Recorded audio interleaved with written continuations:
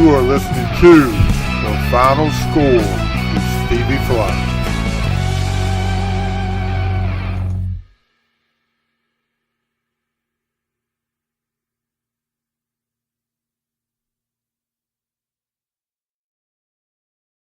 What's up, guys? Final Score back again. It's Tuesday night, and one of my favorite times of the year, guys. You know how big of an NFL fan, football fan I am. That is my first love in sports. And this week, we've got the NFL draft coming up this Thursday night. And guess where it's at? Pittsburgh, PA, for the first time. It makes that the stop at Pittsburgh with my Steelers. And as always, when we get this time of year, and I have a hard time keeping up how many years we've done this in a row, but I'm guessing 17 or 18 at least. But with me tonight is my mentor, my buddy, doing our mock draft again this year, Gatmo Hodges. What's up, Gatmo? I don't know nothing, Stevie. How you doing, brother? I like your pictures you got on the preview there. I was kind of disappointed. I was looking at the last one with the jacket on. I said, man, that looks like a Raven. No, you know what? I wasn't as adept on the AI as I am now. It looks like an actual Major League Soccer logo or something. No, I would have never put that picture up there if it had any. If I thought anybody thought it was a Ravens logo, that would never happen. But yes, this time of year we always get together. You were gracious enough to let me come to the studio at your show at the 98.3, the Earl Studios for years, and then we picked it up on my podcast. But we've made a lot of picks over the years, and I'll tell you this: I need to send this to you. There's an app now. I just saw it this afternoon where you can pick the first round of the mock draft, and if you get the first round right, you could win $1 million. Wow. And you know what the chances of somebody doing that is? We don't have a Chinaman's chance between us two. That's what's certain. And the way we picked in the past. Yeah, you've probably led the way there. Out of the 32 picks, you've got more in a year than I think you have the high score there. This year, I mean, unless the Davis family goes absolutely crazy and does something like, maybe drafting a punter in the first round or a kicker. Oh, they've done that before, but not with the first pick. They did draft Jamarcus Russell though, so that's worth. Did you hear?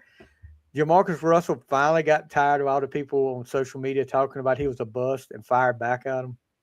Wow. I don't know how he don't have a leg to stand on, man. No. Jeez, dude. Man, I got a couple questions for you. What do you think about the draft being in what I saw Cam Hayward and Jerome Bettis the other night call it Pittsburgh for this week? Pittsburgh. What do you think about it being in Pittsburgh this week? That's pretty cool. I love it, dude. I think it's going to be great. The moving, I do like it that they're moving around from city to city. Like I said, we talked about it before. If it comes to Charlotte, we need to head to Charlotte. But yeah, it's going to be great. But here's my thing. What are we going to do? We've got the most picks in the draft. We've got 12 picks. What are we going to do to make a splash in Pittsburgh? We don't have a quarterback yet. I mean, we don't know about our starter from last year yet. I'll say we do have two quarterbacks back that could play, but Aaron Rodgers still no decision on Aaron Rodgers. I don't know if it's on his side. I think it's more on his side making a decision, much like last year. But I thought for sure we would have a decision made by him by now, by draft time. No, it's not his. That's not the way he rolls. You know that. And I think the Pittsburgh people saw what he did last year. Give him a little more leniency this year than they did last year. I know Cam Hayward was talking about it on the Rich Eisen's show the other day. He said he knows that we want him back. But let me ask you this while we're talking about Aaron Rodgers. Who's likely to make an appearance in Pittsburgh for the draft? Mike Tomlin or Aaron Rodgers? Ooh, I don't think either one of them would be. you saw the news about Tomlin today, didn't you? Yes. He could be there as a member of the media. He could be there. He could be there as a member of the media. Of course, for those of you who haven't heard, Mike Tomlin will be on Football Night in America on NBC this upcoming season. So that prediction held true that he would take at least this year and be part of the media. I don't know. I mean, I don't know if either one of them would be there, but if I was guessing, I would guess, with Tomlin would be there, it would be more likely for him to be there than Aaron Rodgers, really. Unless Rodgers signs to tomorrow or Thursday. I agree. Yeah. And if he was in WWE, if this were WrestleMania, you never know who would show up. Pat McAfee. I mean, of That's course, right. Pat McAfee supposedly retired from wrestling now. So he said wrestling has been good to me. Greg Acre showing up. Will Howard is the future for the Steelers. I will say this. I think Will Howard needs a shot just to see what he can do. He may not be the future. And Greg, you may be being sarcastic because you're a Chargers fan. I know you don't like the Steelers, but I would say I would love to have seen him last year in the preseason. Unfortunately, he went down with an injury early in preseason, didn't get any snaps. So we really haven't got to see what he's all about, but good sized kid. I mean, he's got that championship pedigree from Ohio State. I mean, I don't see what it would hurt to give him a shot just to see. Oh, Greg said he wasn't being sarcastic. So I would love to see Will Howard get a shot. As long as he had the weapons, and I think now with Michael Pittman coming over with DK Metcalf, if the Steelers have 12 picks, if they can get manage to get another one of these wide receivers in the first or second round, you could have a good core receivers. I don't know. Roman Wilson still hasn't shown me anything. So we'll have to see what Pittsburgh does with that. Oh, he does this like the Steelers. Not so much the Steelers as the fans that annoy me. Is that a shot at me? Are you taking shots at me already? Do I need to put my Pat McAfee gear on and take down Greg Acre already tonight? What do you think about, you talk about the 12 picks. There's 9 new coaches in the league, and one of the new ones is Mike McCarthy in Pittsburgh, Steve. You think he has a hand on where they go? If they go quarterback or wherever they go, he's always been a pretty good offensive guy. I think he does. I heard him say one of the podcasts I listened to the other day said, I'm not – everybody says we're going to trade some of these picks. Who knows? I may use all 12 of these picks. And it's different with Pittsburgh this year because you're so used to the last 3 coaches being defensive mind coaches. McCarthy, like you said, offensive mind. This draft could be totally different than what you've seen in years past with Pittsburgh. I would love to see the kid from Penn State, the offensive lineman from Penn State, fall to us, but I think he'll be long gone before that. Some of these picks tonight with me, I'm doing something a little different this year. I'm going maybe with my heart, more with my head. So with my head doesn't work as much as it has last year. So I went some with my heart, though. I understand. What do you think about your boys? What direction are we headed with the Cowboys? They're going defense. I think both picks. I think they'll keep both picks and go defense with both. They've got to improve on the defensive side. I would love to see them. You were talking about what you'd like to see Pittsburgh. I would love to see Dallas move up to the 5th or 6th pick and get Sonny Styles. I think he's the best defensive player in the draft. He's got great leadership qualities. His dad, a former NFL player, and was moved from strong safety to outside linebacker, so he can cover that linebacker spot and drop back into secondary as well, and can even move up and play the edge. But that's not Jerry's MO when it comes to the draft. He rarely trades up, and he doesn't have a second-round pick. So I think he's got to wisely use those first 2 picks to try to improve that defense, and I think that's what you'll see the Cowboys do. Greg Acre being sarcastic now. Steelers versus Cowboys Super Bowl. I'll take it. I'll take it too. If we get to the Super Bowl, I would be pleasantly surprised. Look, we played Northampton, Northeast Academy. I'd take it. We'll win the Super Bowl. We'll beat the Chargers this year in the AFC Championship game, though. We won't do like we did in '94. So, number one pick. We'll get right into it. Let's get right into it. Number one pick is pretty much a lock. Unless, like we said before, unless the Raiders, I think his name's Mark Davis, is Al Davis's son. That unless he just goes full Al Davis and decides to pick a kicker or punter with the first pick, which I don't think that's going to happen. But like we talked before we came on the air, Jamarcus Russell is not out there, but the Raiders I got the Raiders with the number one pick. Taking a quarterback, no surprise here. Fernando Mendoza, quarterback from Indiana. I think that's a lock there. Mendoza has said he would not be in Pittsburgh, and you got to give it up for the kid because people were giving him a little crap about not being there, but he came out and talked about his due to health issues of his mother, and he's trying to make it as easy on his family as possible. So you got to give it up for the kid for that. But after this, with quarterbacks, it's slim pickings. So I think if the Raiders are looking for a quarterback, you got Kirk Cousins there now. Geno Smith was not the answer. He did not have the year with the Raiders that he did with the Seahawks. So, yeah, I think they got Mendoza here.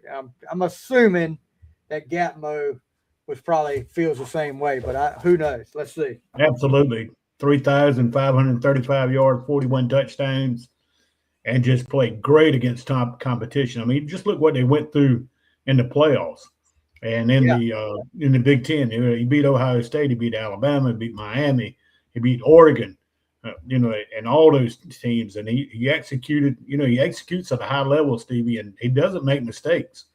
That's the thing, but what made Indiana so good, they did not beat themselves, and he was a reason because of it. He had only 6 interceptions on the year. So Mendoza's exactly the type quarterback, the NFL quarterback that teams are looking for. His own talent's real. He's a great decision maker. I like to pick for the Raiders. Whoever he went to, I would like to pick because he's a terrific player. And man, was he gutsy down the stretch for Indiana? Yeah, that championship game, making that big run and taking that hit, and getting the touchdown to go ahead or to put them ahead for good. That showed me a lot there. So sorry, Greg Acree. Chargers won't even make the playoffs. Well, we'll see, but you're going to have some competition at quarterback in that league for Justin Herbert with Mendoza there. He might sit the bench for a little while with Cousins there, but we'll see. Want to throw a shout out to Rob Myers, Troy Smith Jr. for the likes so far. Hopefully you guys will enjoy tonight. Number 2 with the Jets. Who you got, Gatmo? Well, I like the Jets. They need an edge rusher. Jets are about as bad as the Raiders are when it comes to the draft, to be honest, here over the last few years. Yeah. And I like David Bailey, the 6'3.5", 251-pound young man out of Texas Tech. He's rated the number 2 edge rusher by the group that I was looking that rated the players. The number 1 is the Bain kid from down in Miami, and I have him going on later on. Matter of fact, he might be in New York with David Bailey. But, David Bailey's first step is among the best in the class. And, once he clears the corner, man, he can get it done. And quarterbacks will be in serious trouble. He had 13.5 sacks, and his pressure rate was 23.4%. And he posted that against Big 12 competition. So I think he's the guy that goes to number 2 spot. Yeah, I switched back and forth with 2 of these guys at number 2 for a while, and then I went a little bit different. I got him taking Orville Reese from Ohio State. That's going to be – you're going to hear, at least on mine, and I'm sure with Gatmo's, you're going to hear Ohio State's name called a lot, especially in his first few picks. But he's a good linebacker. Like you said, the Jets, not only in the draft, but making decisions personnel-wise has not been good here lately. Justin Fields, they put all that money with Justin Fields to get him as quarterback. That didn't work out. Of course, everybody said, well, Pittsburgh had him the year before, but we didn't pay a whole lot for him. So we let him go. But, yeah, I think he's got great instincts. He's athletic. And he can play inside linebacker, or he can play the edge too. So I think that was one of the things that swayed it my way with Arvell Reese. But I got him going to the Jets at number 2. All right, number 3. Arizona Cardinals. Now, this was one I'm kind of wondering about here, because I don't know if this is more smoke to try to show some other teams' hands, or maybe trade bait here. But I went ahead and went with it because I'm hearing a lot of rumors that Arizona Cardinals would take this guy, but I still would not be surprised if we see a trade here. Arizona needs help pretty much everywhere. And I've got them taking Jeremiah Love, running back from Notre Dame. The Commanders, the Titans are both in play for this guy. And like I said, this could be a lot of smoke to get somebody to trade up and get some more draft capital for them, because they need so many things. But I'm going to go ahead and put Love in at number 3. I think he'll get taken at number 3, whether it's a trade or not. I'm with you. I think they take Jeremiah Love. And I was listening to Michael Wilbon from Pardon Interruption this morning. He kind of changed my mind on taking Love. And he said, Arizona, he's like you, Stevie. He said they need a lot. He said, but they need a face of that franchise. Since Larry Fitzgerald left, Kyler Murray's not there anymore. They need a face of that franchise, and Jeremiah Love can give it. I think he's the best player in the draft. Pang for pang. By far the best running back in the draft. He can catch it out of the backfield. He can run the football. But I think this is a great pick for Arizona. Like you said, they need a lot. But I think Jacoby Brissett and Garrett Minshew, the quarterbacks, are leaning on right now. Love can take a lot of pressure off those guys out of that backfield. And I like the pick. Like I said, I think he's the best player in the draft. Yeah, I've got one more that's right there with him that I think is the best talent in the draft, but we'll get to him in just a minute. But yeah, you could see somebody move up. I don't know. Like I said, I just got a feeling that may be the spot for a trade there, with Tennessee maybe swapping and Arizona getting some more capital out of it. But because Tennessee's another team that needs a little bit of everything too. But we'll get right to Tennessee. Who you got Tennessee taking, Gatmo? Well, Tennessee's coming off a 3-14 season, and they got a defensive guy as a new head coach of Robert Saleh. But their need is in the offensive line. And I think they've got the guy from down at Miami, Francis Maui Noah, 6'5.5", 329. He's rated the number 1 offensive lineman. He's a tone setter who brings a big physical mentality that the line coaches dream of having. I really like him, and I think he can anchor that line and they can build around him. But I like him taking Francis Maui Noah from out of Miami. Yeah, guys, I'm going to tell you, Gatmo did a great job on that name. I'm going to butcher some of these names tonight, so excuse us for that, because I will butcher some of these names tonight. One of them, I hope it gets called for Pittsburgh. I know I'll butcher his name, but we'll see. I've got him going defense, and a guy you talked about earlier out of Texas Tech, defensive end David Bailey. With the new coach coming to Saylor coming in there, and they have one of the worst defenses in the NFL last year. I think they need help there quickly, and I think David Bailey, great edge rusher. I think this is going to be number 4 pick. I can't see him going past number 4 here with David Bailey, but that's who I got going to the Titans at number 4. All right, 5th pick. So the Giants, 2 of their picks in the first 10 picks after the trade with the Bengals. Giants, new coach, Mr. Harbaugh's there. He finally saw the light and got out of Baltimore. I'm happy for you. I'm happy for you, John Harbaugh. I know you got that purple out of there. Good to go. in another conference too. They need help, cornerback. They need a little bit of everything. But I've got them going offense here. Jackson Dart needs another weapon. I've got him taking Jordan Tyson, wide receiver out of Arizona State. Speedy guy. He's got explosive. He makes explosive plays, and he's not small either.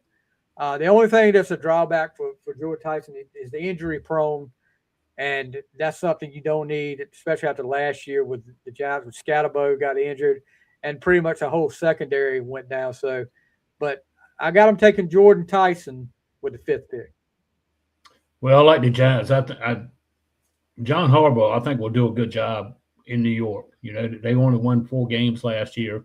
And you just mentioned the injuries to the Scatterbo, and they kind of went downhill after that. But I think they're going to go linebacker. And the guy who I really like in this draft, Sonny Styles, is the guy they are picked. Oh, wow. 6'5", 244. Listen to these numbers, Stevie. 4.46 40, 43.5 vertical leap, 11 foot and 2 inches broad jump at 244 pounds. Yeah. Man, that shows he's got such freakish ability. Plus, he's a great leader. His dad played in the NFL. Just a great player. And Sonny Styles had 82 tackles last year for that good Ohio State defense. Another Ohio State guy coming off the board there. And I'll talk a little bit about him in just a few minutes. But number 6, Cleveland Browns, Gatmo, who you got? I got the guy you just had the Giants taking, Jordan Tyson. And I really thought hard about him and Cornell Tate. Tate played right there in Ohio State. But Tyson's surely risen up the board here of late. Like you said, he's been injury plagued. He's the 3rd best wide receiver on the board in the draft. He's got great body control, competitive. He's a competitive guy. Just wins with just his physical tools. I mean, he's just got a great way of catching the football. It's just a small sample size for him because he's been hurt so much. But he had 61 catches last year for over 700 yards and 8 touchdowns against the Arizona State team that really relied on him after Scatterbo graduated prior to the season. But if he can hold out, he's probably NFL All-Pro down the line if he can stay away from injuries. Yep. Cleveland's, I've said it before, Cleveland is one of those teams that could screw up a 2-car funeral. And you give them, maybe Kevin Costner needs to come and be the GM. It seems to work out better in the movies than it does in real life for them. And here's one spot. You talked about your boys. That was against Jerry Jones' MO to move up. But here's a spot that I think the Cowboys could possibly move up to. Move up to number 6. If they were going to do it, it would be right here. And maybe Sonny Styles is on the board, but that's not who I've got Cleveland picking. I've got them going offensive line. Spencer Fano, offensive tackle, Utah. They had a guy at tackle that they thought was going to be great, Jedrick Willis. He never worked out and eventually got released. So if they're going to go with Shador, because I don't, some people talking about Ty Simpson. No, Ty Simpson's not going to go 6th. And I don't think he even go to the 1st round. But you got to have some whoever they put at quarterback, whether Shador or Dylan Gabriel or Deshaun Watson, whoever they put at quarterback's got to have some protection. I like this guy from Utah, Spencer Fano from Utah, being at that left tackle for them. Stevie, you mentioned quarterback at Cleveland. There was one draft board I looked at. I was looking what teams really need, and a lot of them had the first thing they needed was a quarterback. Well, you got Watson, you got Sanders, you got Gabriel. I mean, I don't think you need another quarterback in that mix. Well, look, how many did they have to start the year last year? They had 5 quarterbacks starting the year last year, and this was after preseason. This wasn't preseason. They had 5 quarterbacks there last year. So and a new coach as well, Todd Monken this season. So we'll see. Another coach in Cleveland, but I don't know. I just maybe one year Cleveland will get right. Maybe this is the year. I hope not, but we'll see. Seventh pick, Washington Commanders. This is interesting here. Dan Quinn, he's defensive minded. And if this guy falls to him at number 7, this will be a great pickup for any team, much less a defensive minded like Dan Quinn with the Commanders. Somebody you talked about earlier, Sonny Styles, linebacker for the Ohio State. The middle of the field was the command. I keep on calling them the Redskins. They'll always be the Redskins to me. Bobby Wagner, God bless him. He's had a great career, but he's not the player he was. They need somebody there that can make plays. And just like you said, you talked about his stats, as athletic as he is and as smart as he is, I think this would be a great pickup if he fell to number 7 for Washington here. Probably. Go ahead. Well, I'm going to go with his running mate on the other side of the defense, Arvell Reese. Oh, so you got Reese. Yeah, I got Reese going to Washington. He's got the best closing speed in the draft. And they played half the snaps as the edge rusher. So he can play outside linebacker or edge, and the other half in the box. So he's a versatile player. But like I said, got the best closing speed in the draft, 6'4", 241. I tell you, man, he is some player. How did Ohio State not win the national championship? My goodness. What did you say before we went on the air? Right. Well, the one spot that they didn't have all that talent at, and they had inexperience at. I mean, give it to the freshman. He won some big games, but I think that inexperienced quarterback was the difference there. Gatmo. Right. And you look at Reese's numbers: 69 tackles, but 6.5 sacks, which shows what kind of speed and getting off that edge is the ability he has to. He'll be good wherever he goes, and I'm sure Washington will be glad to get he or Styles, either one. Oh, yeah, either one of them. Yeah, no doubt. All right, number 8, the Saints. Who you got, Gatmo? Well, I'm going to stay at Ohio State. I've been so good with them so far. They got all the good players. I like them going wide receiver, Cornell Tate, 6'2.5", 192 pounds, second wide receiver on the board. He's a polished, technically sound receiver. He wins with precision and body control, man. He's just really, really good. When I look at Tate's numbers, 51 catches, 875 yards, 9 touchdowns. And New Orleans needs a wide receiver. That was their number one thing. That was 6-11 years ago. That was the number one thing they needed, and that was a wide receiver. And I think he certainly fits the bill down in New Orleans. Yeah, Olave is – you can't exactly – count on him staying healthy. He's good when he's out there, but he doesn't stay healthy. But I do have them going the opposite side of the ball, but keeping it Ohio State, one of the most talented, another talented defender from Ohio State. Some concerns about a knee injury, but all the teams are saying now that that's no concern with them. I got them taking Caleb Downs. This guy, I mean, that defense for Ohio State. How did anybody ever score on this defense for Ohio State with all these superstars? I agree, man.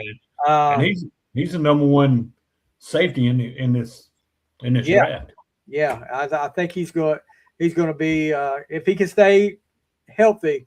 You're looking at an all-pro safety right there. One of the guys you're going to talk about for years to come. But I've got him taking Caleb Downs at number 8 for the Saints. Let's see.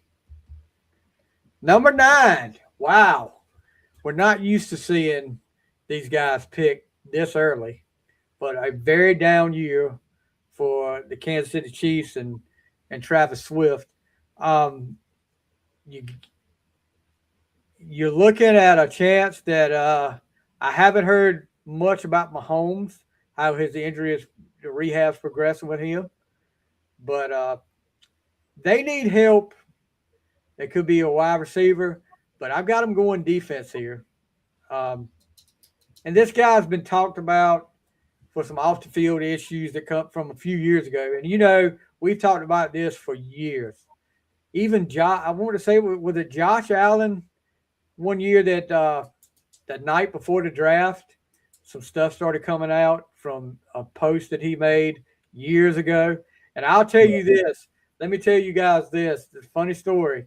Well, not a funny story, but something I remember till well, I'm not coaching anymore, but this man right here told me, don't ever post anything on social media, especially as a coach, that you don't want to come back and bite you later on, because somebody will find out later on. And Gattis told me that years ago, and I've always remembered that. And it comes back to bite some of these kids. Maybe not so much with Josh Allen. Obviously, it was not a issue there. And Reuben Bain with an accident from a couple years ago, a fatal accident that the family of the victim does not even hold him responsible for. They wished him well, but Reuben Bain, I've got him going number 9 to Chiefs, defensive end from Miami. Some issues talking about his short arms, but gosh knows, I think this is a guy that you're going to hear from for years to come right here. But I got the Chiefs taking Reuben Bain. Well, I don't have them taking Bain, but I have them going corner. And you're right, Stevie, about that coaching thing. The one thing I tell young kids when I speak to them, I tell anybody, your social media is your life's resume. Somebody else, you might not can find it, but somebody else can for certain. Yep. But that's something everybody needs to learn from. But I got Kansas City going to secondary. They need some help in the secondary. I think they're going to grab the number 1 rated cornerback, Mansour Delane from out of LSU, 6', 187. He's the most instinctive quarterback in the class. Plus, he runs a 4.38 40. Had 45 tackles, a couple of interceptions last year for LSU. That didn't have an exceptionally good team. But he was kind of the main guy on that defense for LSU.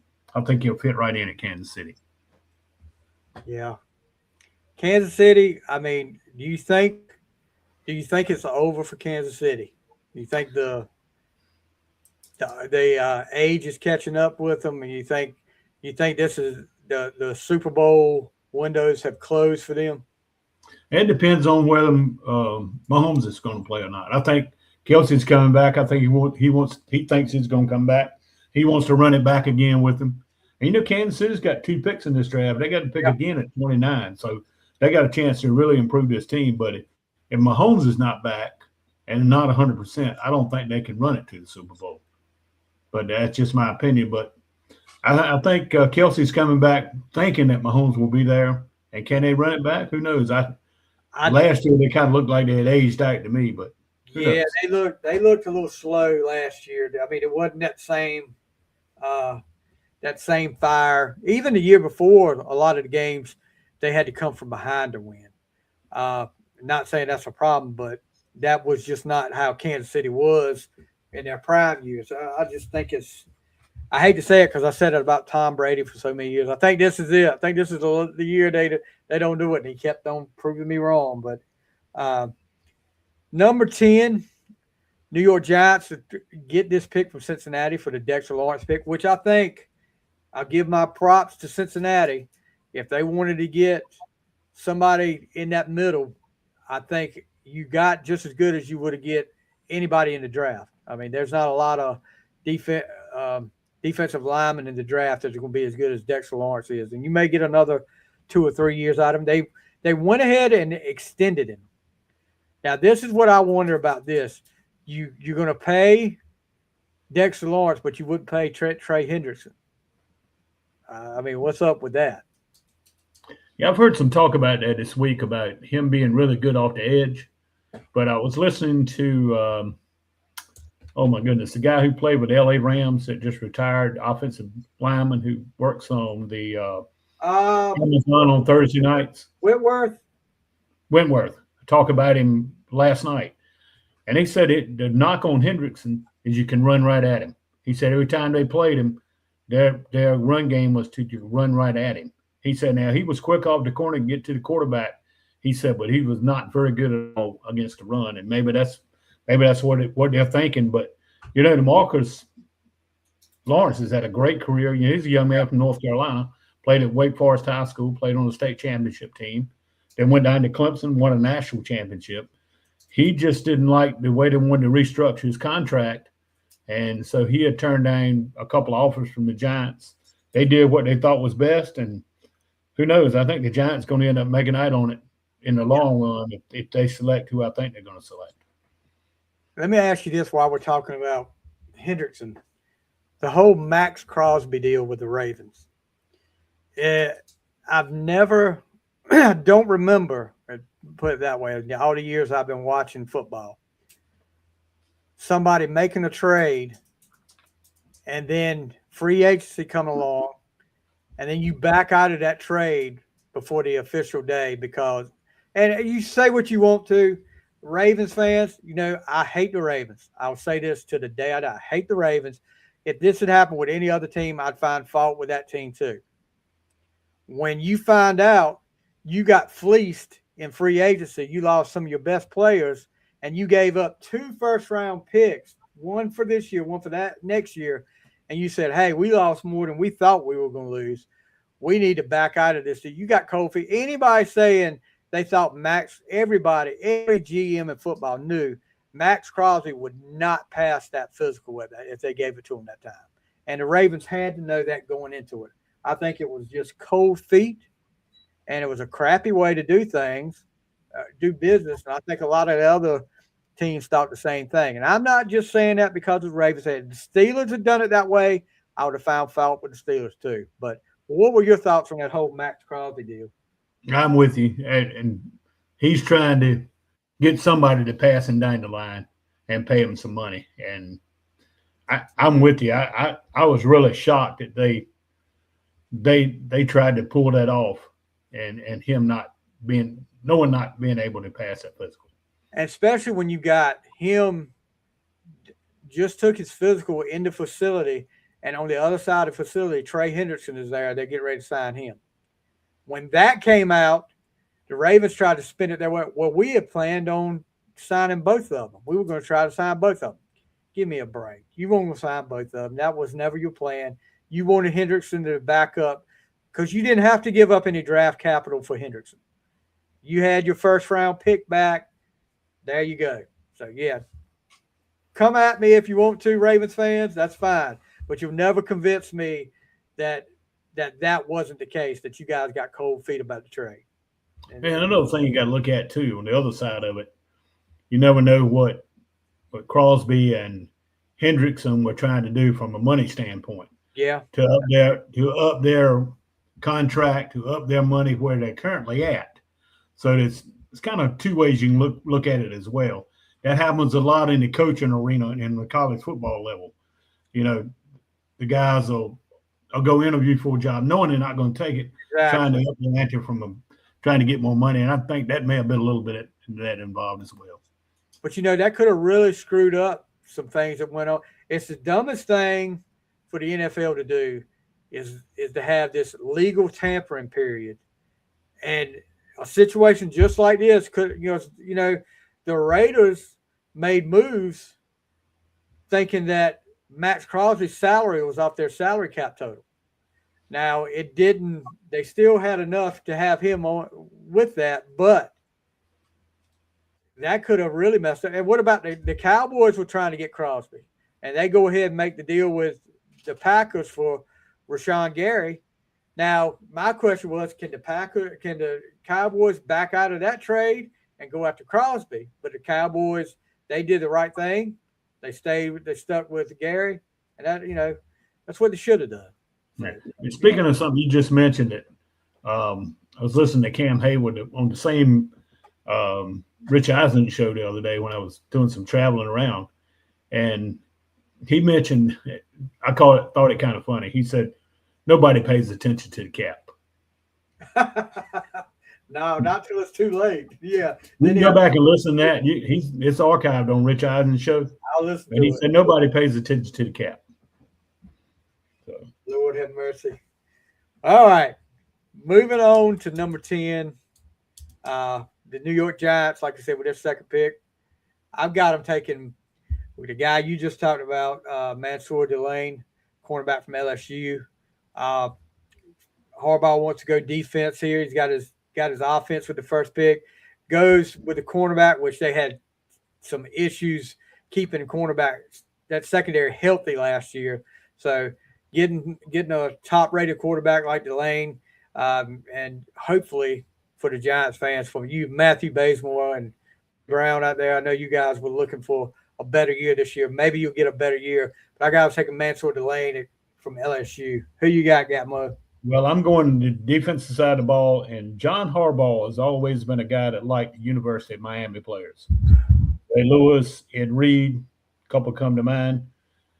He's going to go with Ruben Bain. If he's available at that number 10 spot, you put him in Sonny Styles in that defense. Oh, good gosh. Oh, my goodness. I mean, Ruben Bain's the number one edge. And I was reading about what you talked about, his short arms, sub 31-inch arms, and he only weighs 265.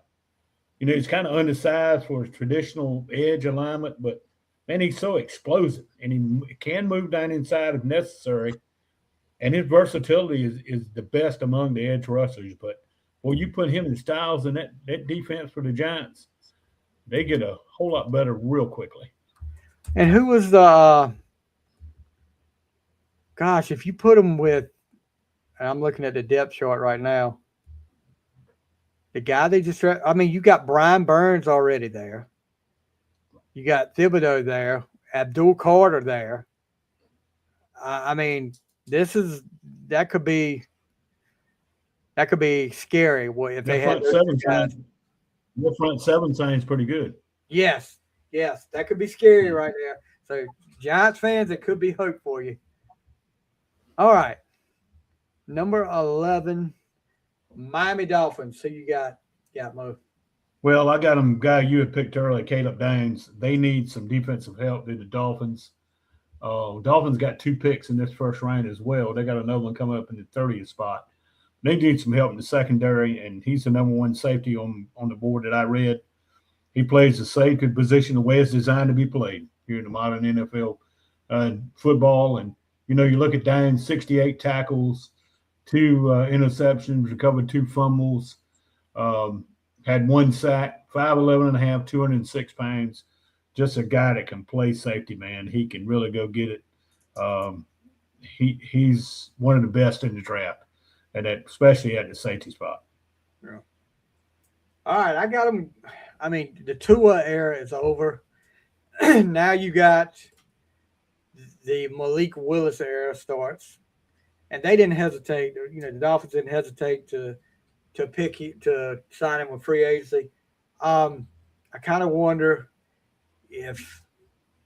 how that's going to work out. I know he did well coming in as a backup for Green Bay, but I'm just wondering how that's going to work out with him as a starter every week. But we'll see. He was highly as a draft pick. He did not go as high as some people thought he should, but we'll see about that. But I've got him going offensive line. I've got him taking a guy from Alabama. I've got him taking Caden Proctor, offensive tackle of Alabama. They've got a dismal offensive line. With that second pick, I think they can go with that second pick and get a receiver, but I think they need to go early and get this offensive lineman from Alabama, Caden Proctor. And Proctor's a really good player. A lot of people really like him high on the draft boards, and you're right. They can go a little bit later on and possibly get a wide receiver, can Miami. But Stevie, like I said, Caleb Downs is my guy. So yeah. All right, so here we go. First of 2 picks here for the Cowboys here. Who you got at number 12? Gatmo? Well, Cowboys need some linebacker help. I don't know if this guy can do it or not. He's a guy from Clemson. He's rated the 4th best linebacker, 6'1", 230. Linebacker C.J. Allen played at Clemson in Georgia. I thought it was Clemson he played at, but it may be Georgia. Yes, but I'm not sure. He played at Georgia. He had 88 tackles, 3.5 sacks, 6'1", 230. Anybody that plays for Kirby Smart's good by me. I was thinking he was with Clemson, but he's exactly what defensive coordinators like. He's a modern off-the-ball linebacker. I don't think he's going to be that Micah Parsons guy that's going to be all over the place, but I think he'll be solid at the linebacker spot. All right. Well, I've got him going defense. I've got him going at a defensive end. This guy didn't have the greatest season last year, but he's played well, and he's got a really good upside. He got a great mix of power and speed. I've got him taking Keldrick Falk from Alabama. Who was it you had, Gatmo? I had C.J. Allen, linebacker out of Georgia. I got you. All right. 13th pick, L.A. Rams. So you got Devontae Adams. You got Puka Nacua, two great receivers. So why not add a third? And it's a guy you talked about a little bit earlier with the 8th pick.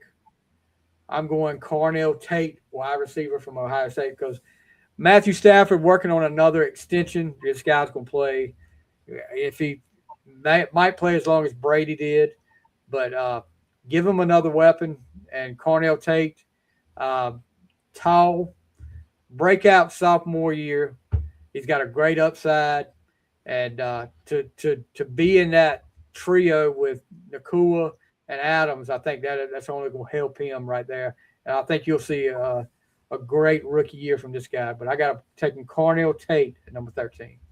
I think that the Rams need to protect Stafford a little bit better, and I think they're going to go with offensive tackle Spencer Fano, guy you had earlier in your draft, second-rated offensive lineman, 6'5.5", 311 pounds. They said at the NFL Combine, so he was most one of the gifted athletes to go through the offensive line position in years with the numbers that he produced at the Combine and posting the top overall Combine score among all tackles there. So he's a guy that can play on that right side or that left side. And a lot of you probably noticed a lot of Utah linemen in the NFL over the years. Oh, yeah.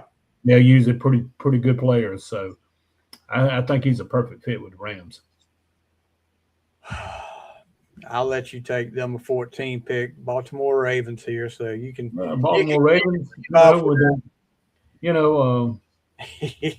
got no problem with the Baltimore Ravens. Not like you have. So, but they don't play in my division. Exactly. Jesse Mentor's come back. He's a defensive guy, but they need some help in the offensive line. I've got him going with the young man out of Penn State, Vega Ioana. He's the fourth offensive lineman in the draft. He's a pass protection first guard in this league. Increasingly values, he's got a good skill set for it.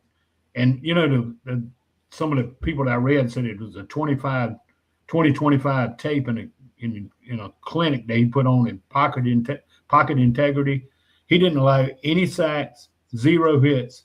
And a quarterback could set up the shot back there and stay there all day long. But he didn't give up a hit of the guy he defended all season long or a sack. So he's NFL ready to step in and do the job from Penn State. That is one on my wish list right there. But I know unless we trade up, he'll never fall to us. But he's on my wish list. But all right, for the Ravens. So Likely is gone at tight end. Mark Andrews he's seen his better years. He's on the downside, I think. So you got to get a tight end for Lamar, so Lamar can have another reason to lose the big game again. Anyway, did I say that? Anyway, Kenyon Sadiq out of Oregon, fast tight end, big guy. This is exactly the kind of weapon that Baltimore loves to have. And I think this guy's going to, as bad as I hate to say it, I think this guy's going to be a huge weapon for Baltimore if they pick him at number 14 and make a big difference with Lamar. But, yeah, I've got Sadiq. He's really good. He's weighted number 1 tight end in his draft.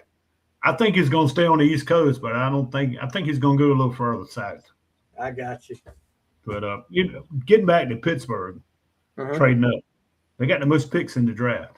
You got 12 in the draft. Don't you think you can spare a few and trade up? I hope so, because let me tell you, if this is one of them right here that I really want. I mean, just like you talked about, he's a monster. I mean, and this is exactly what we need. With the offensive line is young and it's up and coming, but we still need another piece to it. And this guy would fit perfectly in Pittsburgh. He's a Penn State guy. I would love to see them take some of them picks and move up and get this guy, because I don't think there's any way he falls to 21. What better place to make a big splash than in your hometown on draft night, man? Exactly. And you got all these picks, just like you said. You don't need to use all 12 picks, no matter what Mike McCarthy might say. You don't need to use all those. Here's one of our buddies here, Mike Morgan. Yes, I agree. Go Steelers, Mike. Hope you're doing well, buddy. Mike is a good friend of the shows. Hopefully, we get Mike on one day up here to talk some Steelers. But, Mike and I have worked some ball games and stuff together over the years. I'm sure. You and Mike could pass for brothers. I've said that over the years because talking to Mike sometimes I feel like I've told my daughter, I said, I feel like I'm talking to Gattis when I talk to Mike. He's got that, I guess it's that radio voice. But yeah, both of y'all, y'all really could pass for brothers with me. And that's a compliment to both of you, by the way. I appreciate that. Mike, I'm not throwing shade at Mike. Can't throw shade at Steelers fans. So, 15th, Tampa Bay Buccaneers. Tampa Bay starts off last year. You think that's one of the teams that's, Baker Mayfield. They're really going to make a oh gosh, I got to put it up here. Mike had a comment up here. He said he was prettier. I agree. I'll get to your other comment after this in just a minute, Mike. I'm not going to forget about you. But Tampa Bay, they fell apart down the stretch. But I've got them going offensive line, and as much as I hate to say it, the guy you just talked about, Ione from Penn State, he's going to be protecting Baker Mayfield next year. But gosh knows, I hope we see a trade right here. We get a trade. It's not going to be at 14, so they're going to. If Pittsburgh does it, they're going to have to trade before 14 because Baltimore is not going to trade with them. I mean, Baltimore is not going to help a division guy. So I've heard talk about the Cowboys. I've heard talk about the Chiefs, but I don't know. I don't know how they'll work it out, but hopefully they can work it out and get this guy for Tampa Bay takes it. But who you got the Buccaneers taking, guys? I think they need some help up front on the edge. Akeem Mesidor, young man out of Miami, 6'3", 259. He's rated way down the line, though, number 8. Yeah. He's the 8th best edge rusher, but there's a lot to like about him when you look at his tape. His pass rush toolbox ranks among the deepest in the entire class. And, you look at his numbers, he had 63 tackles. But here's the big deal, Stevie. He had 12 and a half sacks for Miami. And we've called out a lot of Miami guys, too, much like Ohio State. But Miami made the big game. The other team didn't. So exactly. Miami's got some really good players. Mike Morgan saying, I love Gattis Hodges. Yeah. Love Mike as well. He's my guy there. And, Mike, this is the question I want to get to. Is Will Howard going to be a franchise quarterback? Franchise quarterback, I don't know. But I do like his leadership capabilities with Ohio State. He's got, like I said, he's got that championship pedigree. He's a big quarterback. Pittsburgh likes him. I just want to see him get a chance. I would love to see him get a chance out there. And like I said, last year, preseason, he gets hurt, doesn't get to get any snaps. So we really didn't get to see a lot of them. So hopefully preseason we'll get to see a little bit of that sample of what Will Howard can do. Of course, preseason doesn't mean anything because Kenny Pickett lit it up in preseason. And we see Kenny Pickett's on his 4th or 5th team now as a backup quarterback. So and at Carolina, right? Yep, he's at Carolina. I have to go down there and catcall him if I go see the Panthers play this year. Should have stayed in Pittsburgh as a backup. Yeah. Anyway, 16th. The Jets picking the second pick here. What you got, Gatmo? I got them going wide receiver, and I think they're going to take the Biletnikoff award winner, and the number 1 receiver on the board, Mekhi Lemon, young man out of Southern Cal. Lemon didn't have but 79 catches for almost 1,200 yards, 11 touchdowns. He averaged 14.6 yards per catch.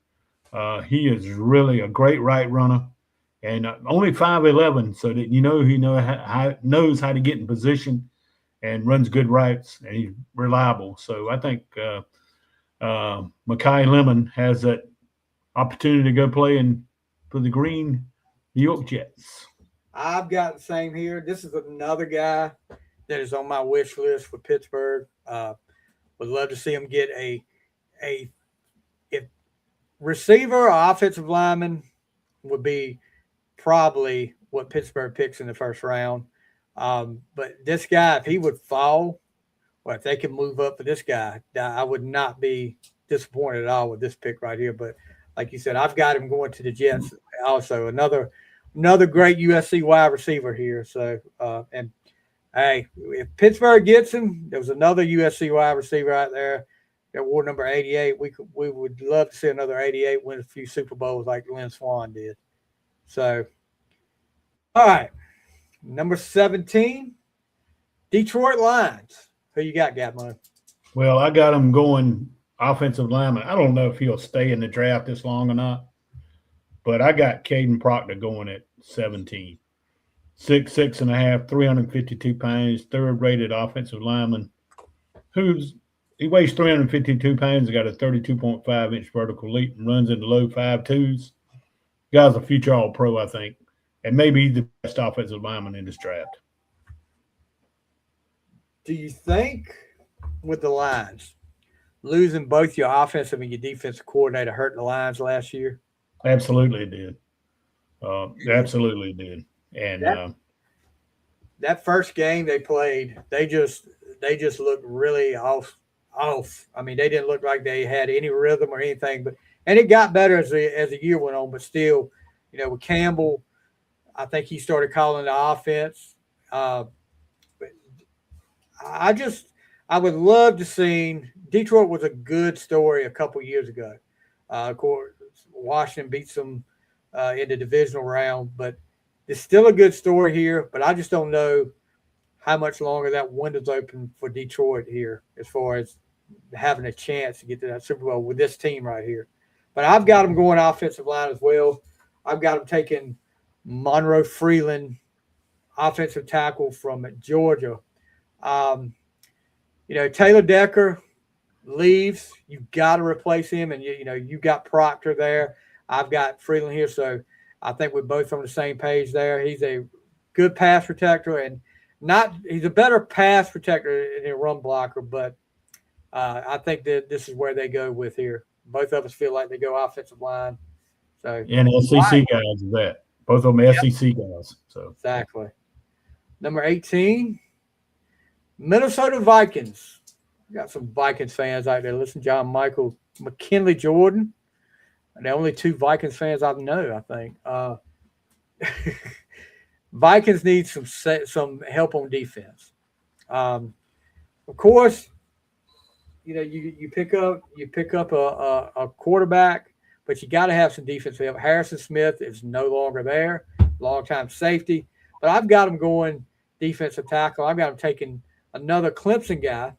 Got him taking Peter Woods, defensive tackle out of Clemson. Very disruptive interior lineman, and as good as that defense was last year, it still needs some help up there. But I think this is going to be a good pickup for the Vikings with Peter Woods. Stevie, I like him going with a guy you've already let somebody else have tonight, and that's defensive lineman Keldrick Falk from out of Auburn. Mm-hmm. This shows his versatility. He's rated the second best defensive lineman and the third best edge rusher, so he can play any position up front. And in the run defense, he's one of the most complete and punishing edge rushers, defenders to come through in the SEC, and according to scouts in recent history. So he's a guy can really defend the run. And also can come at you off the edge. So 6'6", 276, young man out at Auburn, I think it's a good fit up in Minnesota for him. All right. Carolina Panthers picking at number 19. Who you got, Gatmo? Oh, I got him taking the tight end, young man that you had going earlier. I told you he was going to stay on the East Coast and come a little bit south. Kenyon Sadek, or the young man tight end out of Oregon. He's rated the number one tight end.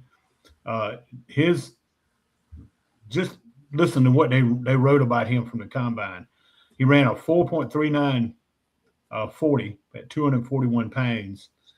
Not only did he make him the fastest tight end ever to test at Indianapolis, he was the fastest, obviously, this year. It puts him in the conversation of one of the most explosive athletes to ever work out at the combine, regardless of position.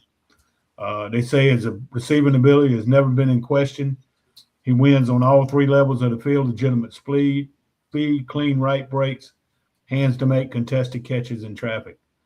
Put him in there with McMillan, makes Bryce Young a little bit better. And I like what Carolina does that they pick him here.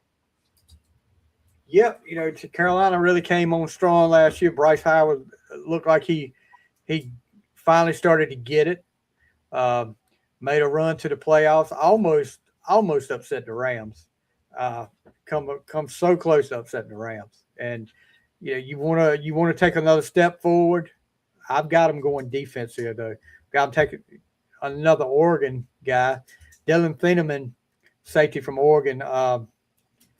You can't count out them going offense. And then, if that Sadiq is there, I think they take him. But tough guy, tough safety, and he does great against the run. I think the Panthers need somebody big on that offense. I mean, the defensive side, and I think this is going to be the guy here, Dylan Thieneman from Oregon.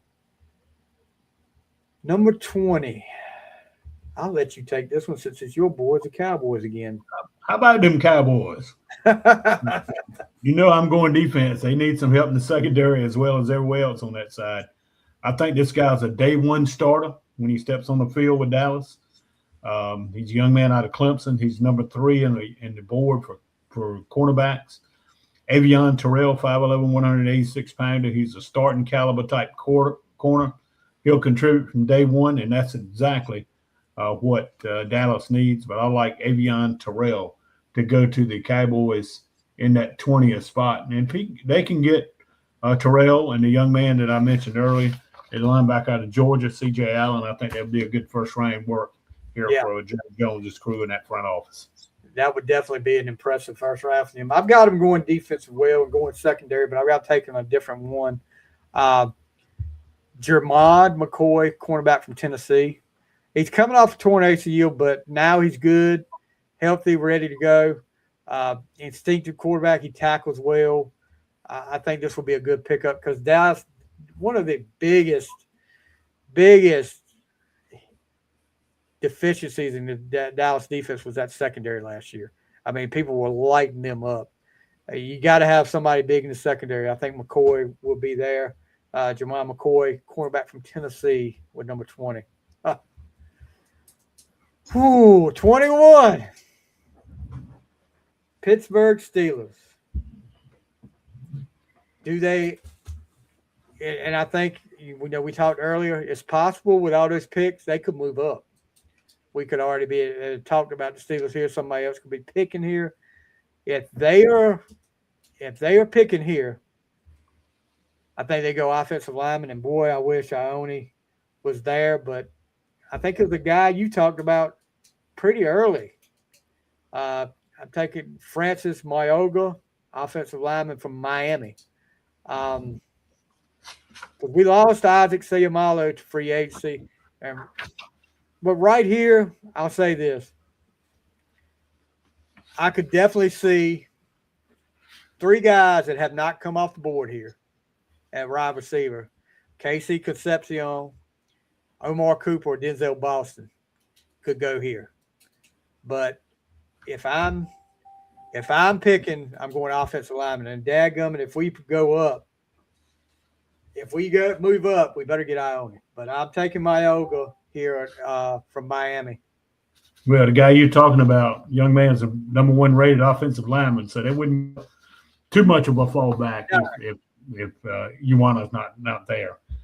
Stevie, I can't wait to hear the crowd tomorrow night or Thursday night when they step up there and announce that first round pick to be quarterback Ty Simpson from Alabama. Oh my gosh. I think with 12 picks, I don't know if you take him in the first, but if you're going to go grab one, try to grab one that's Dan Orlansky is sure high on him. And here's the thing about Simpson. He's got a small sample size. He's played behind Bryce Young and Jalen Milroe, for 3 years. And he came in this year and played started 17 games the last couple of years, whatever. But he's a guy that's got up some good numbers, seems pretty solid.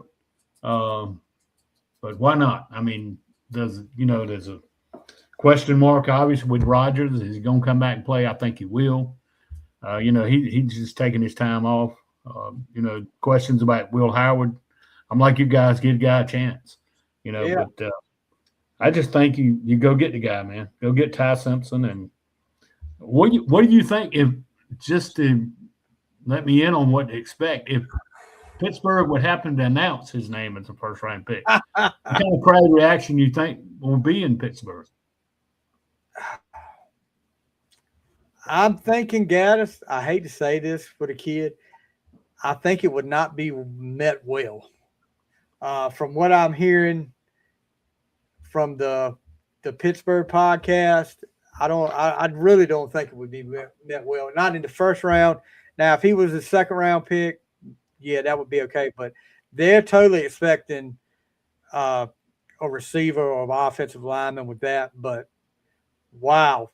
I want to see who's going to call the first pick for Pittsburgh. But, yeah, you never know, though. I mean, the kid definitely had a good year with Alabama.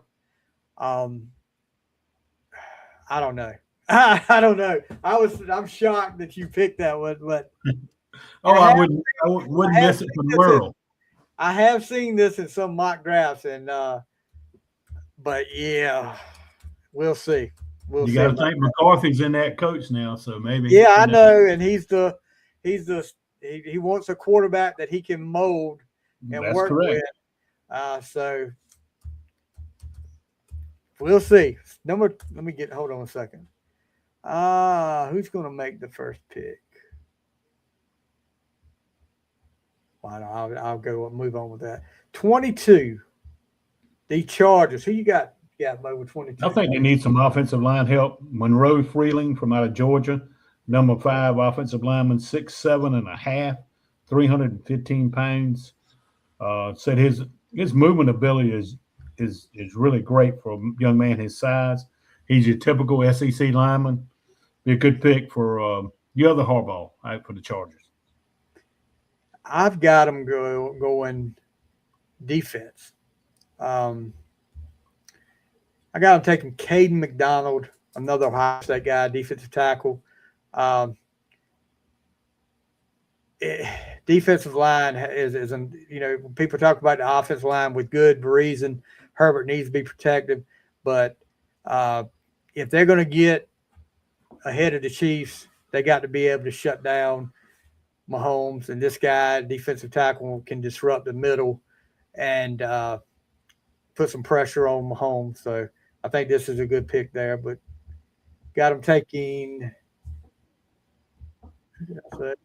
Caden McDonald, Ohio State. 23. Your buddies, the Eagles. Who you got? Well, they need some, Lane Johnson's been a long stalwart on that offensive line. He's getting older. I think they're going to go offensive line. They're going to go pick up Caleb Lomu, the 6'6.5", 313-pounder, who I think will be another Utah guy. They had Fano and him on the offensive line. Good gosh. These two big guys at Utah. Right now, he's a legitimate pass protector, going from 2 sacks allowed to 0 sacks all across his last 2 starting seasons. That's not a fluke. If you can keep your guys off the quarterback for 2 consecutive years, you're pretty darn good. Definitely there. Can you imagine? Gosh, no. How in the world didn't they make a bigger run than they did with them 2 guys on the line? Eagles, I got them going offensive line here as well. Like you said, Lane Johnson is going to have to be replaced. I've got them going offensive tackle from Clemson, Blake Miller. He got good quickness, but one of the downsides, he does need to get a little bit stronger. But I think he'll be able to. They always seem to get these guys ready in the NFL, so I think that'll be no problem there. Number 24, Cleveland Browns with their second pick. And I've got one of these wide receivers coming off the board here that we talked about with the Pittsburgh pick that Pittsburgh could take. Denzel Boston, wide receiver from Washington. You got three quarterbacks there that could be. You never know which one of them is going to be there. Shador might be there. You never know. Watson, who knows? Depends on if Watson stays out of trouble. Dylan Gabriel is going to be there. But they definitely need some more weapons. Denzel Boston fits that need. Like we said earlier, with them taking something different with their first pick, they definitely can get a wide receiver later. And they got Denzel Boston here from Washington. Well, I think Cleveland's going to go offensive line. I think they're going to draft Emmanuel Prignon, 6'4", 314-pounder young man out of Oregon. Oregon's had a lot of guys picked as well. Yeah, they have. I was getting ready to say. Of course, they made it to the Final Four of the national championship. Yep. Number 7 offensive lineman. He's a legitimate pass protector.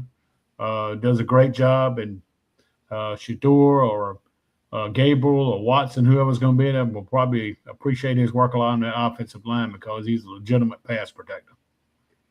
I was getting ready to say they had Flacco in there for a little while last year and traded him to the Bengals. So why not Bengals? Why not trade Flacco to the Steelers so you can say he played for every AFC North team? Let's do that. But Cleveland, I don't know. I'm still not sold on him doing anything. I think Myles Garrett is probably going. If they don't do anything this year, I think Myles Garrett, no matter what that contract says, is going to be looking for a way out. I can't believe he didn't get out when he had the chance and signed that big contract. But I know why. I mean, money. But I don't know about that. 25th pick. The Chicago Bears. Who you got money? The Bears made a big turnaround last year. They were 11-6. Caleb Williams is the real deal. Mm-hmm. I think at quarterback is starting to show. The number one thing they needed going into this draft is safety. And I had them going to Oregon, who the number 2 guy on the board in the safety department, Dylan Thieneman. 6', 201 pounds. He's the kind of safety who walks into a defensive meeting room on day one, immediately earns his keep. Sounds like a guy that Chicago type guy. He covers well, separates himself with the package that he has. I think he would be a great addition to this to the Chicago defense. 6 foot, 201 pounder. Had 96 tackles from the safety position. Jeez. That's a lot of tackles. Yeah. From the safety position. Had 1 sack, couple of interceptions. So this young man can play, and safety for the Bears will be good for him. I've got them going a little differently. I've got them doing some protective for Caleb Williams. Like you said, I had my doubts about Caleb Williams, but that second half of last year, he proved to me he is the real deal. But giving him some offensive line help here. I've got him taking Malachi Lawrence. Oh, he's a defensive line here. They've got him offensive line. Defensive tackle from Central Florida, Malachi Lawrence. I've got him taking him, give him a little defensive help there. So my bad there, guys. He's a defensive lineman. But Malachi Lawrence, I got him. Speaking of Caleb Williams, what I like about him so well, Stevie, is he handles himself very professionally. Yeah, he does. He doesn't whine and cry about, not having this and not having that. He goes out there and plays and plays hard. And the guy who's really improved, he's a great professional. And I enjoy watching guys do well that are that caliber of person. Yeah, I mean, and the way he started off his rookie year, I was kind of wondering how he was going to be like that but like I said, last year he proved to me he was a real deal, and he grew up a lot last year. They make that deep playoff run, and you look at the NFC North. That's going to be a tough division. With we got the Lions, the Packers, the Bears, and not the Buccaneers. Who's the fourth team in that North? Oh man, the Vikings. That's right. So them three last year, 3 of the 4 were playoff contenders most of the year. So watch out for that division this year with those quarterbacks. You got 3 great quarterbacks in there right now. So 26, the Buffalo Bills. Who you got, Gatmo? Well, they need some edge help, man. And I like them going to Clemson for the 4th-rated edge rusher, T.J. Parker, 6'3" and a half, 263 pounds. They say his hands are his best. So they're the best on the edge rusher. He's violent, varied enough to keep tackles uncomfortable for 4 quarters, and a guy who would fit in well up in Buffalo. Going to be a little cooler in Buffalo than it was in Clemson, but they need some help on the edge for certain, and I think he'll help that defense. I've got giving Josh Allen another weapon, and this is one of those receivers we talked about. He transferred from NC State to Texas A&M, had a breakout year last year. Of course, they've got DJ Moore, but they still need another receiver there. Casey Concepcion, wide receiver from Texas A&M, shifty, quick, and I think he would fit right in with Shaker and Moore right there. Josh, how much longer is Josh Allen's? Is that Buffalo Bills Super Bowl window will be open? I don't know. Good question. They got a new coach this year. Yep. You take Joe Brady. How he'll construct that and make it work for him, but I hate it for Josh Allen. He's been a really good quarterback over the years, and just and he's heck of a competitor. But sometimes it's Iranian, sometimes his talent's Iranian, sometimes it's not, and it just doesn't seem to fall that way. And you look all the way back to Buffalo's problems in the playoffs and the Super Bowl, and it's kind of like that snake bitten. But here's a good thing for them going. They got new coaching staff. They got a brand new stadium to play in this year. So who knows? This might be the year. Maybe so. San Francisco 49ers at 27. I've got them going. You got Ayuk and Jennings are gone. Mike Evans and Ricky Pearsall will be the wide receivers, the go-to wide receivers. But do they go wide receiver? No. I've got taken a backup for when Trent Williams calls it a day. And the guy you talked about earlier, Caleb Lemieux, offensive tackle out of Utah. I just think the 49ers, I would say this. It was amazing what they did last year with as many injuries as they had to get as far as they did. But gosh knows, those last 2 games against the Seahawks, they had no answer for Seattle. None whatsoever. Seattle got pressure whenever they wanted to on Brock Purdy.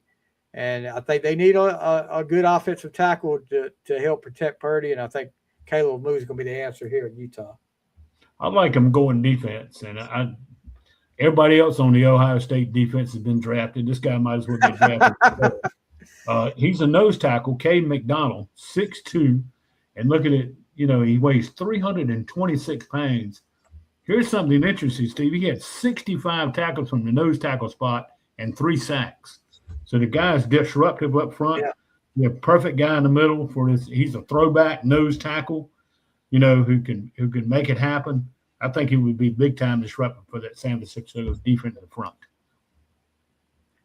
28th, Houston Texans. Who you got first with the hit Texans? I got more.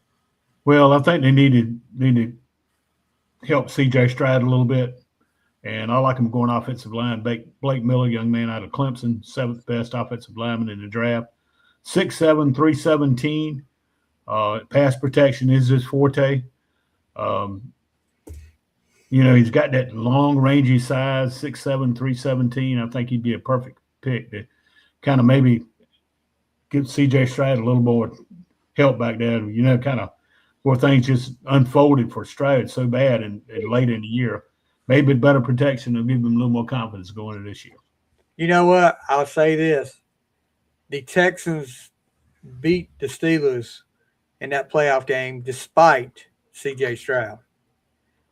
When you have somebody that was making a quarterback that was making the kind of mistakes he made against Pittsburgh, and you still managed to win going away at the end, you're lucky. Your defense is stout. Same thing with New England when they played New England. Same exact. Exactly. He was, and that's what you say. I mean, I've said it for years. These quarterbacks that don't have much experience, it's a whole different level when you go to the playoffs. It's one thing to go through the regular season, and everybody was talking up C.J. Stroud with good reason. They were saying this was the year he finally got it. He took a big step back with those two playoff games. Well, you saw May kind of go through some of the same thing, Yeah. Drake May, in just his second year. I mean, he was nearly efficient in the playoffs he was during the regular season. Right. But like you said, when you get to the playoffs, it's a different animal. Exactly. I mean, I remember 2004, Ben Roethlisberger, he's 14-1 during the regular season and gets to that first playoff game against the Jets. And it's even that whole playoff, they managed to eke that game out against the Jets, but he did not have a strong game. Of course, he comes back against the Patriots the next week and has a worse game. So yeah, it's a different animal when you get to the playoffs. I've got him going offensive line to a guy out of Arizona State, Max Heinecker. So I think they give C.J. Stroud a little help. I think we're on the same page there as far as them giving C.J. Stroud a little more help there. 29, the Kansas City Chiefs. I've got them going defense here. This is the pick they got from the Rams for trading Trent McDuffie. They get a younger and a cheaper replacement. And Emmanuel McNeil-Warren, safety from Toledo. Good skill set, good size, speed, and athleticism. But yeah, I think they go to the safety spot here with Emmanuel McNeil-Warren. Who you got, Gatmo? I was listening to some of the NFL guys talk. They are extremely high on Emmanuel McNeil-Warren out of Toledo. He had 77 tackles and a couple of interceptions, 3 fumble recoveries from a strong safety. He's gonna make somebody a good NFL player. But I've got Kansas City going to defensive front with Peter Woods, young man out of Clemson, 6th best defensive lineman, 6'2.5", 298 pounds. He's got a quick first step and athletic ability that sometimes you just can't teach. He's got that knack for that ability. He had 30 tackles this year for Dabo, had a couple of sacks. So 6'2.5", 298 pounds along that front will certainly help Kansas City on their defensive front. They try to rebuild. Okay, we're next up. The Dolphins taking their second pick in the first round. Who you got, Gatmo? I got him going secondary. Jamon McCoy, 6'1", 180 pound out of Tennessee, 4th best defensive back. He belongs in the conversation as one of the most complete corners in this draft. I was trying to look up his numbers. 44 tackles. He had 4 interceptions for Tennessee and one of the bright spots for their defense. I've got him going offense. I'm giving Malik Willis a weapon to work with. Fernando Mendoza's partner in crime. I got him taking Omar Cooper, who really they've got to have you got Tyreek's gone, Jalen Waddle's gone. So we talked about it earlier. They could probably pick up a receiver late with their later pick, and they go with Omar Cooper here, who I think has a great upside here. Had a huge year with Indiana with Mendoza, but I think he's got a good upside, and the Dolphins take Omar Cooper here at number 30. I agree with you. I love Cooper. I'm surprised he wasn't as high in the rankings for wide receivers that he was, but I really like him. He was, like you said, the go-to guy. And boy, Willis is going to need somebody to go to down in Miami. Exactly. It doesn't look like he might not have a running back either if that doesn't work out. I don't know how that's going to go. So number 31, New England Patriots, the AFC champions, runner-up. And I've got them doing something to protect Drake May here. Chase Basantis, offensive tackle with Texas A&M. New England, the Achilles heel in the playoffs for New England was the offensive line. When your quarterback, how many did they play? 3 postseason games, and he has sacked at least 5 times in each one of those games. And it's hard to win like that. And New England almost pulled it off. Mike Vrabel, I think he's going to take Chase DeSantis, offensive tackle with Texas A&M. Well, I think New England's going to go a little bit different. I think they're going to take former athletic sports writer Diana Rossini at this pick. Oh, I got you. I couldn't afford that one. I had to go that. But I think she's already been selected, by the way. Yeah. They need an edge rusher. And Cassius Howell, 6'2.5" edge rusher, number 5 edge rusher in the class from Texas A&M. He's got great speed. He had 11.5 sacks, 41 pressures in the SEC. Pretty good stuff. Here again, this is another player with that short arm length, pretty much like Bain does. But if you get 11.5 sacks and 41 pressures in the SEC, you can play. I can't believe. Well, Mike Vrabel's going to hate this podcast. Wow. Gattis threw Rossini's name in there. Yeah, Mike Vrabel did make a little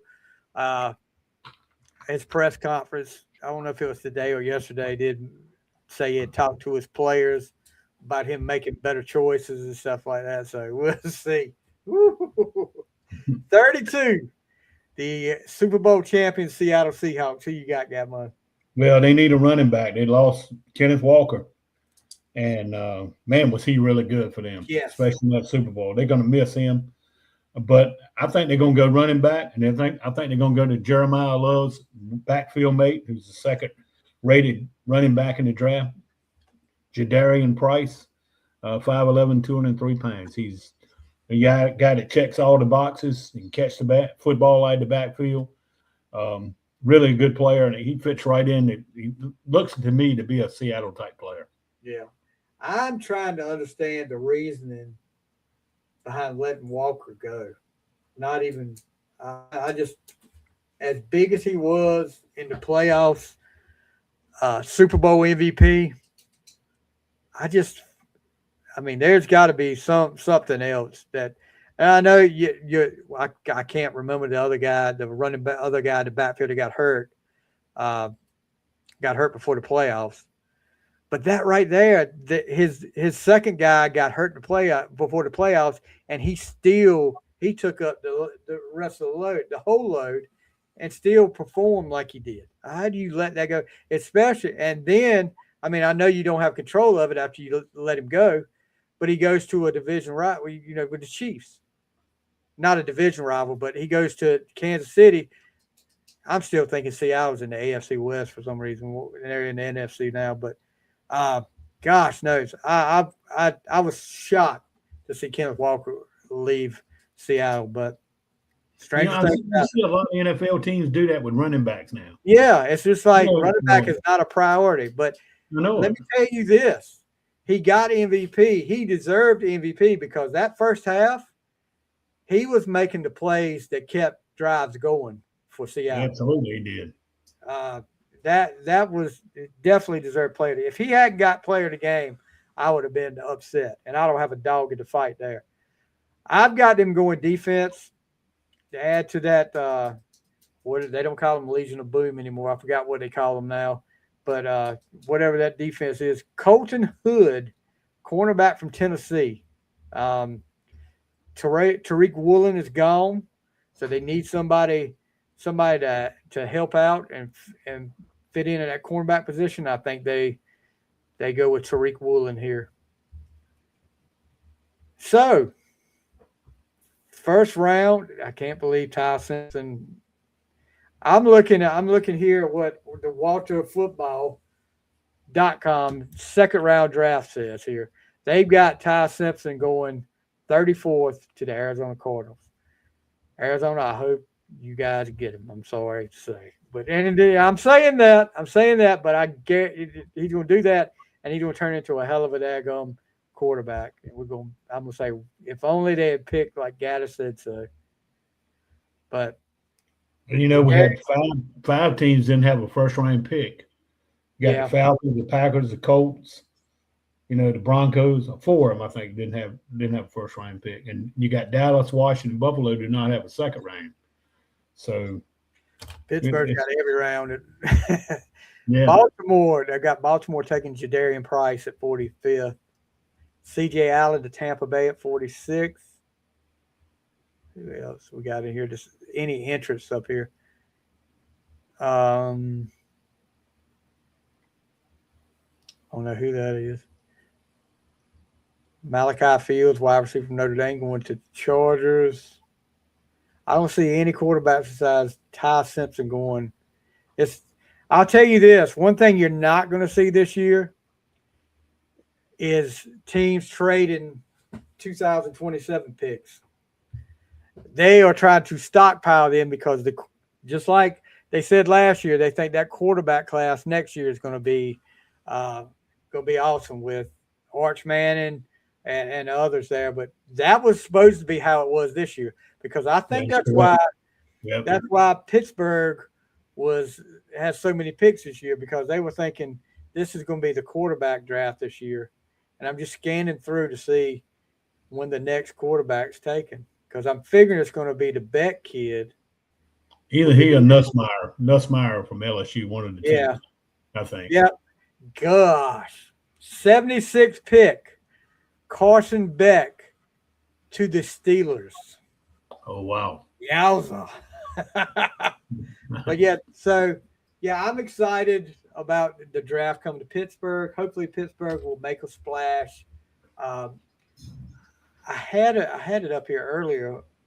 Some of the people that are going to be calling out the draft picks. I know James Conner, who went to Pitt in college and played for the Steelers, was drafted by the Steelers. He's coming back to make one of the picks for Arizona. So trying to do the hometown. I think I want to say Bettis may do a pick. There was a whole list now. Joey Porter is going, which there's no telling what Joey Porter will say when he comes out. That might be another Drew Pearson deal there, or worse. It could be worse than Drew Pearson right with Joey Porter's mouth. But so Gatmo, you still got your show going on. Tell us a little bit about your show you got going on. Well, we have it on Arrow 98.3 every Thursday night, 7 o'clock. You can listen here locally in 98.3 here in the Murfreesboro area, Southside Virginia, northeastern North Carolina, 98.3, or you can go online and just click on our website, arrow98.3.com, and click listen live. You can hear it every Thursday night. It's kind of centered more around Chowan University, and it's called the Coach's Corner. But, here in a couple of weeks, there won't be any more sports being played at Chowan until late August, early September. So I feel it would, who I can get and kind of make it all sports like I used to. Jay's kind of told me, I kind of tried to bargain with him when he first asked me to come back and wanted to concentrate on Chowan, to let me have off from like end of May to mid-August, because nothing's going on campus. He said, well, I like to keep you going. You talk about what you want to talk about. So I got a little more leeway than maybe I've had in the past, but I still enjoy doing it. And maybe we can get you on sometime this summer. You just let me know. I'll be there. We'll talk meat. We'll talk meat prices or something. We'll talk about. You don't want to talk meat prices. You on there? You actually on there more than I am. Oh, good Lord! I hear it all the time. I heard you on the radio the other day. I was saying, and the first thing I say to you, I'd say to them, "I'm sorry, but they make me do it." Yeah. Anyway, guys, that's going to do it for tonight. This is like we said, I think it's the 18th year we've done this draft, and I will let you know next week because there's a lot of different picks up here between me and Gattis this year. Some years we only had two that we agreed on. The first pick was one of them, and then Lemon at 14. Lemon. So somebody's going to pull ahead here. Somebody's going to distance themselves from the other one. But Gatmo, appreciate you coming on as always, guys, and we're going to have you on again soon.